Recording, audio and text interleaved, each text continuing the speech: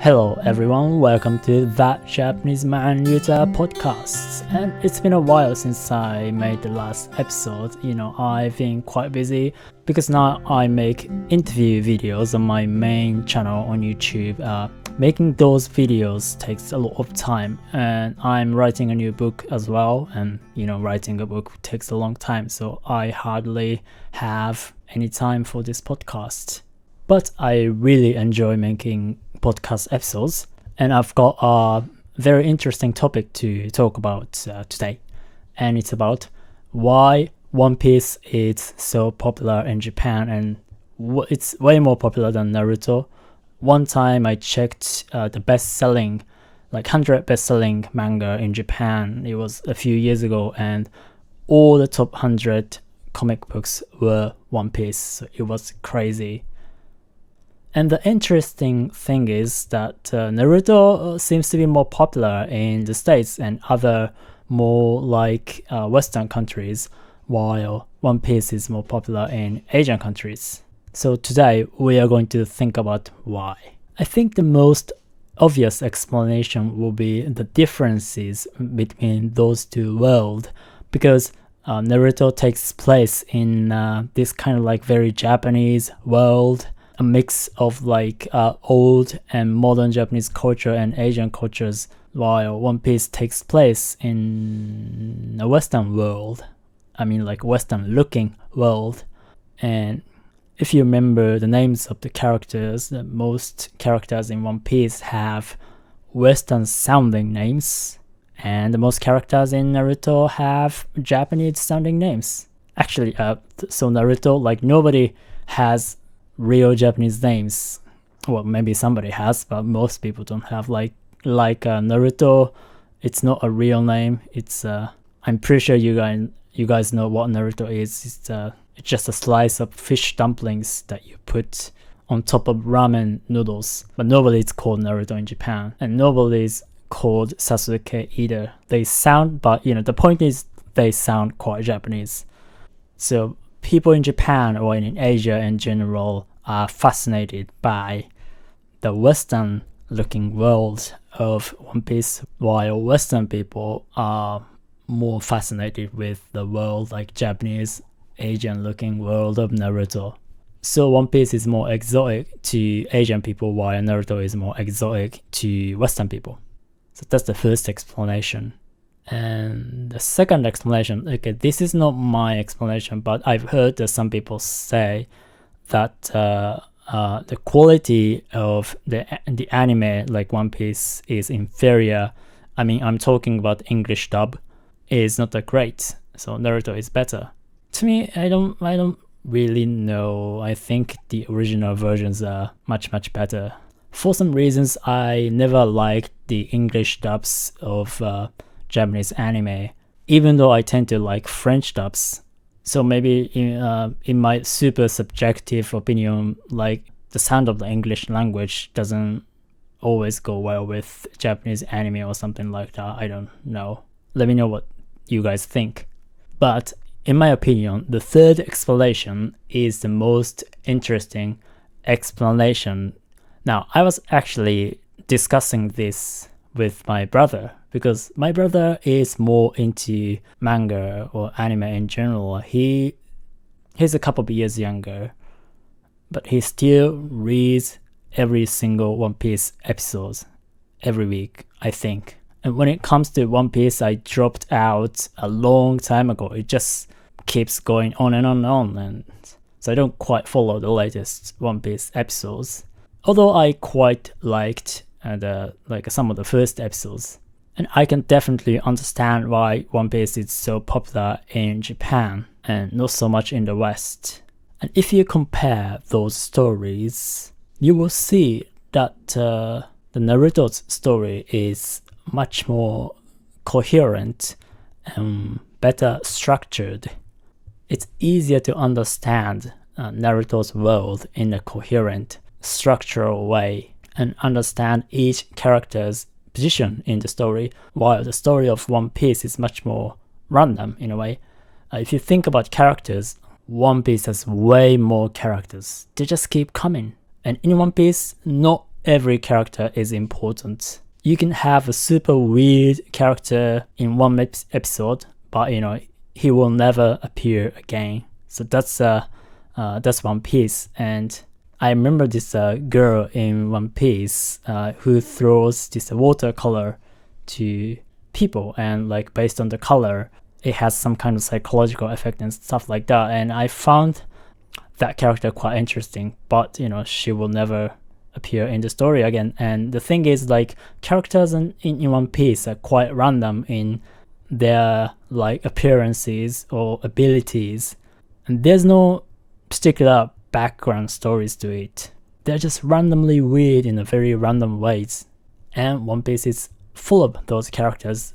And if you think about Naruto, characters in Naruto have much more depth. I think characters in Naruto have their own stories, and you usually know why they are there and what they want to do in their lives and what they want to achieve, including enemies. And if you think about enemies in Naruto, it's not always obvious who's the right one or who's the wrong one. So you cannot always understand Naruto in good versus evil in a very simple model. While in One Piece, it's more obvious that, okay, these are bad guys and these are good guys.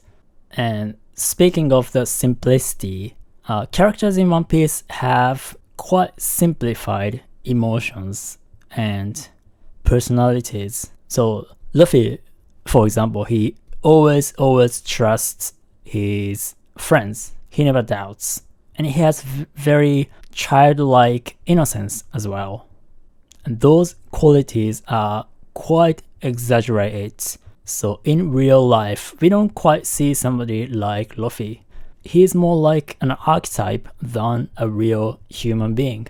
And other characters have similar qualities too. So you can almost always predict what those characters do in a given situation. For example, Sanji is always quite flirtatious. If there's a beautiful girl in front of him, he always flirts with her. It seems like Japanese people tend to like those simplified characters and emotions, and you can see this kind of stuff in Japanese TV dramas as well. The way Japanese actors act, it's more like they act in a quite exaggerated way.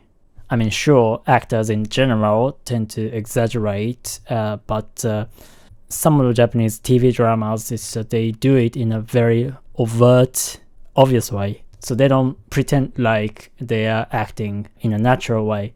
Japanese traditional theater plays definitely have that element. They have particular forms, particular facial expressions, particular lines to show their emotions. And if you think about it, Japanese manga in general have this tendency. Their facial expressions, for example, have patterns to show that they are sad, they're angry, or they're happy. And Naruto is, of course, a manga, so it also has exaggerated emotions and stuff. But it seems like characters in Naruto have much more depth in their thinking or their behavior. They are often quite unsure of what they are doing, and there's a lot of doubts and uncertainty in Naruto's story. Should I pursue this mission? Am I doing the right thing? Is this the right person to trust and stuff like that? And in many ways, the characters in Naruto are much more closer to real human beings. And I have the impression that the Western people in general quite appreciate those realistic qualities. And because of those realistic qualities, it's easier to explain why those characters do certain things in Naruto's story. We can usually find a reason or motivation behind characters' behavior. Now, let me talk about a very interesting cultural comparison. So in Japanese culture, people tend to accept things as they are without being explained.